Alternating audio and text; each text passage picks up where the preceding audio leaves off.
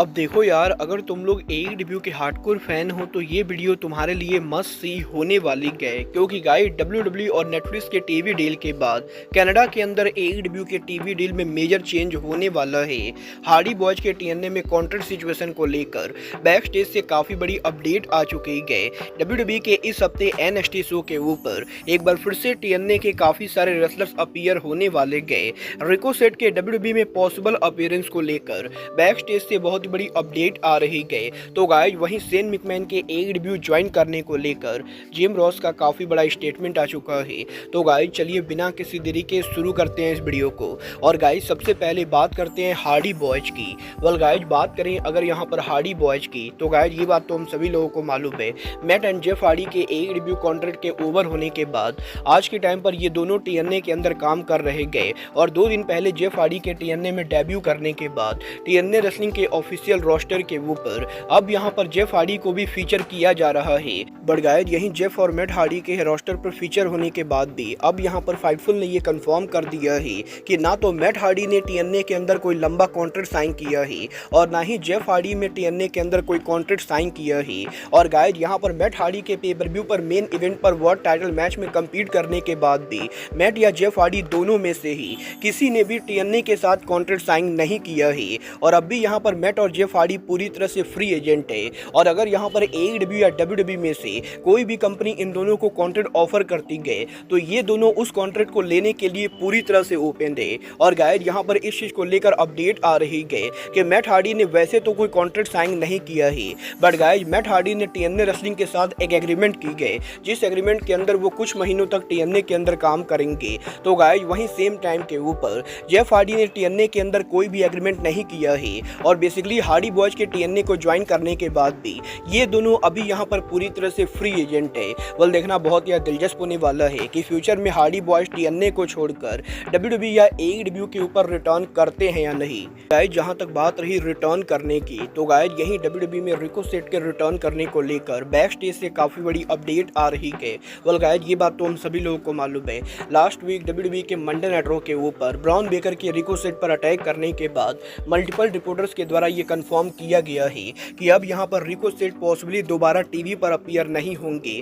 But guys यहीं अब PW insider की तरफ से ये अपडेट आ रही है कि वैसे तो रिकोसेट को टीवी से ऑफ कर दिया गया है, बट गाइस डब्ल्यूडब्ल्यूई कंपनी उनकी पूरी कोशिश कर रही है कि वो यहाँ पर रिकोसेट को डब्ल्यूडब्ल्यूई छोड़कर जाने नहीं दे। और वो यहाँ पर रिकोसेट को न्यू कॉन्ट्रैक्ट साइन करने के लिए इस समय काफी ज्यादा पुश कर रहे गए। और क्योंकि रिकोसेट की वाइफ डब्ल्यूडब्ल्यूई के ऊपर काम करती गए तो इसीलिए डब्ल्यूडब्ल्यूई ये चाहती गए कि रिकोसेट भी डब्ल्यूडब्ल्यूई के ऊपर रहे। और गाइस यहाँ पर डब्ल्यूडब्ल्यूई ये बिलीव करती गए कि अगर यहाँ पर किसी भी कीमत पर रिकोसेट कंपनी के ऊपर रुक जाते गए तो गाइस डब्ल्यूडब्ल्यूई ब्रॉन बेकर और रिकोसेट की स्टोरी लाइन को लंबा ले जाएगी। और गाइस यहाँ पर रिकोसेट के जुलाई में कॉन्ट्रैक्ट के ओवर होने से पहले रिकोसेट पॉसिबली एक और बार टीवी पर अपीयर भी हो सकते गए। और गाइस इसी रीजन की वजह से डब्ल्यूडब्ल्यूई कंपनी यहाँ पर रिकोसेट को पॉसिबली जाने से पहले एक बार और टीवी के ऊपर लाने वाली गए। वेल देखना बहुत ही दिलचस्प होने वाला है कि क्या यहाँ पर डब्ल्यूडब्ल्यूई रिकोसेट को री साइन करने के लिए मना पाती है या नहीं। बट गाइस जहाँ तक बात रही ज्वाइन करने की, तो गाइस रिसेंटली डब्ल्यूडब्ल्यूई और टीएनए के पार्टनरशिप के बाद हमें यहाँ पर ये चीज़ तो अच्छे से मालूम है कि डब्ल्यूडब्ल्यूई और टीएनए के बीच में काफ़ी सारा क्रॉस ओवर हो रहा है। और अब यहाँ पर इस क्रॉस ओवर के अंदर एक बार फिर से डब्ल्यूडब्ल्यूई के इस हफ्ते के एनएक्सटी के ऊपर टीएनए रेसलिंग के मल्टीपल सुपरस्टार अपीयर होने वाले गए। वेल गाइस ये बात तो हम सभी लोगों को मालूम है, इस हफ्ते डब्ल्यूडब्ल्यूई के एनएक्सटी शो के ऊपर 21 man battle royal number 1 contendership match होने वाला है। और अब यहाँ पर फाइटफुल ने ये कंफर्म कर दिया है कि डब्ल्यूडब्ल्यूई एनएक्सटी के 25 मैन बैटल रॉयल के अंदर हमें यहाँ पर टीएनए के मल्टीपल सुपरस्टार देखने को मिलने वाले गए। और गाइस डब्ल्यूडब्ल्यूई और टीएनए के बीच में टीएनए के रेसलर्स के इस बैटल रॉयल में एंटर होने को लेकर ऑलरेडी यहाँ पर डिस्कशन शुरू हो चुका है। वेल देखना बहुत ही दिलचस्प होने वाला है कि इस हफ्ते एनएक्सटी के ऊपर टीएनए के कौन कौन से रेसलर डब्ल्यूडब्ल्यूई के एनएक्सटी शो के ऊपर अपीयर होते हैं। बट गाइज चलिए फिलहाल आगे बढ़ते हैं और बात करते हैं एईडब्ल्यू के टीबीएस चैंपियन मर्सिडीज मोन की। वेल गाइज ये बात तो हम सभी लोगों को मालूम है, लास्ट वीक एईडब्ल्यू के डायनामाइट शो के ऊपर हमें यहाँ पर मर्सिडीज मोन उनका टीबीएस टाइटल डिफेंड करते हुए दिखाई दी थी। और यही मर्सिडीज मोन ने एईडब्ल्यू के डायनामाइट शो के दौरान उनके फैमिली इमरजेंसी को लेकर उनके न्यूज़ लेटर के अंदर काफ़ी बड़ा खुलासा किया है, जहाँ पर मर्सिडीज मोन का ये कहना है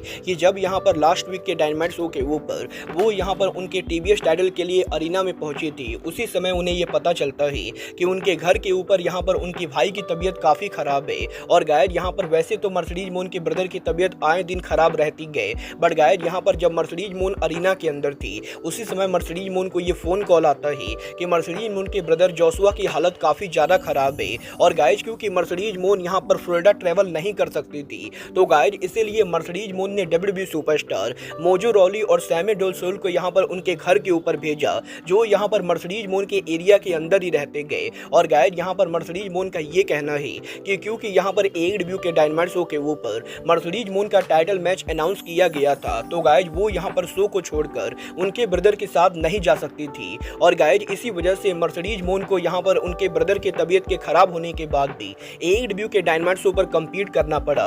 बट गायद यहाँ पर डायनामाइट शो के कम्पीट करने के बाद भी मोन यहाँ पर इस चीज को लेकर काफी टेंशन में थी कि वो यहाँ पर उनके ब्रदर के पास कैसे पहुंचेंगी, क्योंकि गायद यहाँ पर एईडब्ल्यू का डायनामाइट शो जहां हो रहा था वहां से मर्सिडीज मोन का होम टाउन काफी दूर था। और गायद मर्सिडीज मोन को फ्लाइट बुक करके वहां पहुंचने में काफी टाइम लगता। बट गायद जैसे ही मर्सिडीज मोन ने ये बातें टोनी खान को बताई, टोनी खान ने यहाँ पर उनके प्राइवेट जेट के अंदर मर्सिडीज मोन को बैठाकर डायरेक्टली उनके होम टाउन पर छोड़ा। और गायद यहाँ पर मर्सिडीज मोन का ये कहना है कि वो यहाँ पर सालों तक डब्ल्यूडब्ल्यूई के अंदर काम कर चुके गए और उनके पूरे करियर के अंदर उन्होंने कभी भी डब्ल्यूडब्ल्यूई के बॉस के द्वारा ऐसी चीजों का एक्सपीरियंस नहीं किया है। और वो यहाँ पर इस चीज को लेकर काफी थैंकफुल है कि टोनी खान ने उनके प्राइवेट जेट के जरिए मर्सिडीज मोन को बिना सोचे डायरेक्टली उनके होम टाउन पर छोड़ा। और गाइस मर्सिडीज मोन काफी हैप्पी गए कि वो एक ऐसी कंपनी के लिए काम कर रहे गए जिस कंपनी का बॉस यहाँ पर फैमिली को पहली प्रायोरिटी देता है। और वो यहाँ पर डेफिनेटली एईडब्ल्यू के अंदर टोनी खान के साथ लंबे टाइम तक काम करना चाहती गए। वेल गाइस ये तो बात ही मर्सिडीज मोन और टोनी खान की। बट गाइस चलिए फिलहाल आगे बढ़ते और बात करते हैं शेन मैकमैन के एईडब्ल्यू में पॉसिबल डेब्यू की। वेल गाइस ये बात तो हम सभी लोगों को मालूम है कि शेन मैकमैन डब्ल्यूडब्ल्यूई के one of the original superstar रहे और शेन मैकमैन डब्ल्यूडब्ल्यूई के फॉर्मर ओनर विंस मैकमैन के बेटे गए। बट गाइस इसके बावजूद भी इस हफ्ते एईडब्ल्यू के लेजेंडरी कमेंटेटर जिम रॉस ने उनके लेटेस्ट पॉडकास्ट के ऊपर शेन मैकमैन के एईडब्ल्यू में पॉसिबल अराइवल को लेकर बात की, जहां पर जिम रॉस का ये कहना है कि वो यहां पर शेन मैकमैन के काफी करीबी दोस्त थे और वो आज भी वीकली बेसिस के ऊपर हमेशा ही शेन मैकमैन से फोन कॉल पर बात करते गए। और गाइस यहां पर जिम रॉस को ये बढ़िया से मालूम है कि शेन मैकमैन इस समय डब्ल्यूडब्ल्यूई के साथ किसी भी कैपेसिटी में काम नहीं कर रहे गए। और गाइस जिम रॉस ये बिलीव करते गए कि मे बी अगर यहां पर शेन मैकमैन एईडब्ल्यू को ज्वाइन करते गए तो ये यहां पर शेन मैकमैन टोनी खान और पूरे रेसलिंग बिजनेस के लिए बेटर होने वाला है, क्योंकि गाइस जिम रॉस हमेशा से मैकमैन फैमिली के अंदर शेन मैकमैन को हमेशा से पसंद करते थे। और गाइस शेन मैकमैन हमेशा ही मैकमैन फैमिली के अंदर बाकी सभी लोगों के मुकाबले काफी डिफरेंट सोचते थे और इसीलिए शेन मैकमैन कभी भी डब्ल्यूडब्ल्यूई के अंदर हमें यहाँ पर रेगुलर तौर पर देखने को नहीं मिले। और गाइस वैसे तो जिम रॉस ये श्योर रह गए कि शेन मैकमैन एईडब्ल्यू को ज्वाइन करने में इंटरेस्टेड होंगे या नहीं, बट गाइस जिम रॉस ये बिलीव करते गए कि मे बी शेन मैकमैन वो इंसान हो सकते गए जिसका एईडब्ल्यू पर आना शेन मैकमैन और एईडब्ल्यू दोनों के ही फ्यूचर के लिए बेटर होगा। वेल आपको क्या लगता है, टोनी खान को शेन मैकमैन को एईडब्ल्यू के कंपनी में लाने की कोशिश करनी चाहिए या नहीं? आप लोग मुझे कमेंट करके बताइए। बट गाइस चलिए फिलहाल आगे बढ़ते और बात करते हैं एईडब्ल्यू के कनाडा में टीवी डील की। वेल गाइस अगर आपको नहीं मालूम है तो मैं आपको बता दूं, करंटली एईडब्ल्यू कंपनी कनाडा के अंदर उनके शो को यहाँ पर टीएसएन नेटवर्क के ऊपर ब्रॉडकास्ट करती गए, जहाँ पर एईडब्ल्यू के शो की वीकली एवरेज व्यूवरशिप करीबन 1,90,000 से 2,50,000 के बीच में होती गए। बट गाइस अब यहाँ पर अगले साल से एईडब्ल्यू का कनाडा में वीकली शो पॉसिबली यहाँ पर एक डिफरेंट नेटवर्क के ऊपर मूव कर सकता है और इसका बड़ा रीजन और कोई नहीं बल्कि डब्ल्यूडब्ल्यूई है।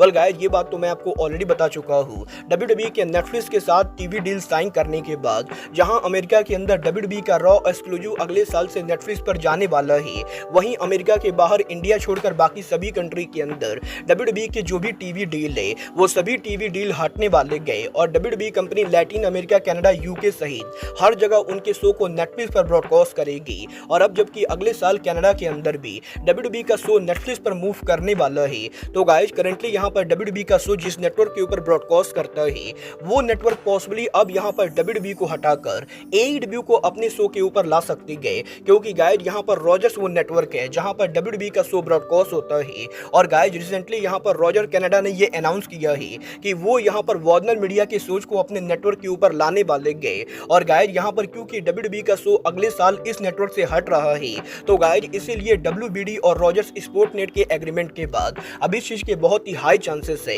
कि अगले साल WWE के वीकली शो के कनाडा में इस नेटवर्क से हट जाने के बाद AEW के वीकली शो इस नेटवर्क के ऊपर मूव करेंगे। वेल गाइज अगर यहाँ पर AEW का वीकली शो TSN से हटकर स्पोर्ट नेट के ऊपर जाता है तो गाइज ये यहाँ पर कनाडा में AEW के लिए बहुत ही बड़ी बात होगी, क्योंकि गाइज स्पोर्ट नेट TSN के मुकाबले काफी बड़ा नेटवर्क है और AEW के शो का स्पोर्ट नेट पर ज्यादा AEW कंपनी को कनाडा में लंबा फैन बेस देने वाला है। वेल अब ये तो आने वाला टाइम बताएगा कि 2025 के अंदर TSN से हटकर AEW का शो स्पोर्ट नेट पर जाता है या नहीं।